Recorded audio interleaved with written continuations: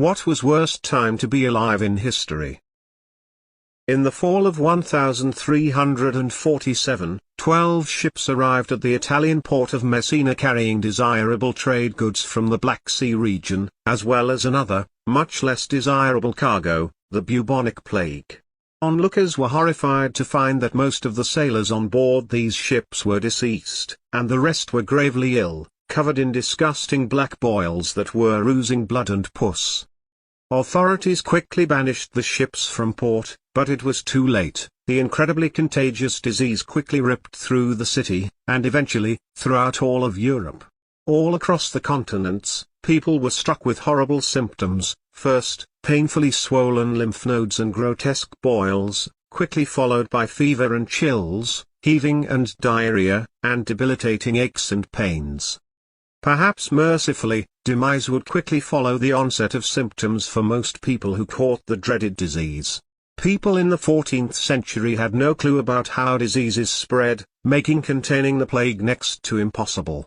It was commonly believed at the time that you could catch the disease through your eyes by looking at a person as they passed away, leading many to abandon sick family members to pass away into a horrible, lonely end. Treatments were equally barbaric and ineffective. Bloodletting, boil lancing, the burning of herbs and vinegar baths were used to attempt to treat the sick, with little success. As the fatality toll mounted and the bodies began to pile up, huge pits were dug to bury the deceased. It was also commonly believed that the plague was a divine punishment from God, so many tried to earn back his favor by slaying heretics. Thousands of Jews were massacred as the plague raged throughout Europe. Flagellants were also a common sight. Groups of people would travel from town to town, where they would perform gruesome and public acts of penance, such as beating themselves with a leather whip tipped with pieces of sharp metal. The worst of the outbreak eventually subsided, likely due to a lack of new victims. Within a 5-year period, the Black Death claimed the lives of an estimated 20 million Europeans, up to 1/3 of the population. Sailors arriving at Italian ports were subjected to a new precautionary measure, a period of 40 days of isolation on board their ship before they would be allowed into port. This was known as a quarantino, and it is the origin of the term quarantine that we are all too familiar with today. Although no outbreak has ever been as terrible as the Black Death of the 14th century, there are still an estimated 1,000 cases of bubonic plague around the world each year.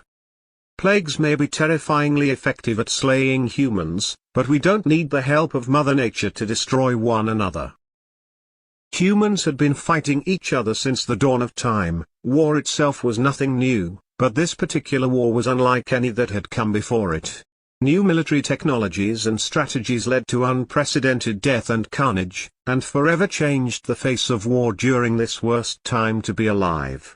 World War I began when the Austrian Archduke Franz Ferdinand was assassinated, plunging all of Europe into conflict in 1914. Germany, Austria-Hungary, Bulgaria and the Ottoman Empire, the Central Powers, faced off against the Allies, Great Britain, France, Russia, Italy, Romania, Japan and the United States.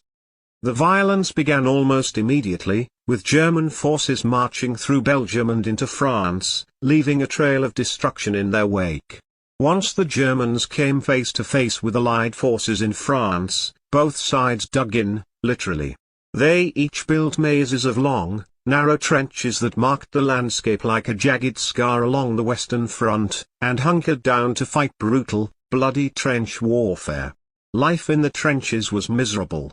Soldiers on the front lines would spend weeks at a time in the trenches, constantly crouching to avoid enemy fire, and battling the ever-present threat of demise. The trenches were often filled with mud and infested with rats, which would scurry over soldiers as they tried desperately to catch some sleep in their tiny dugouts. Soldiers battled the elements, as well as ailments like trench foot, an infection that would cause the tissue of the foot to become lifeless and could result in amputation, or trench mouth, a painful infection of the gums. Wearing uncomfortable gas masks made it nearly impossible for soldiers to breathe. And they provided only marginal protection against the latest in war technology, chemical weapons like mustard and phosgene gas. which burned the eyes, nose, mouth and lungs, and could cause a painful, suffocating ending at high enough doses. To add insult to injury, just as the battle was winding down, the Spanish flu outbreak erupted in 1918.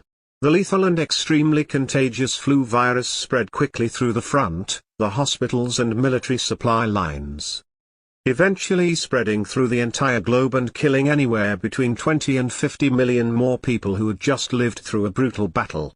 Between the unprecedented carnage of conflict and the lethal destruction of a global pandemic, 1918 was definitely one of the worst times to be alive.